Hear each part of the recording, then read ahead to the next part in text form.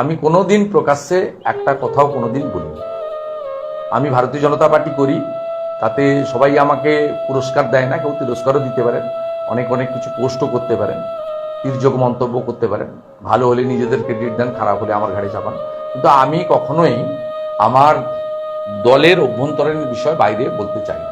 কেন্দ্রীয় বাহিনী এসেছিল নির্বাচন কমিশনের অর্ডারে এবং তাদের স্বতন্ত্র ভূমিকা এখানে ছিল না, তারা নিয়ন্ত্রণ ছিলেন রাজ্য পুলিশের হাতে।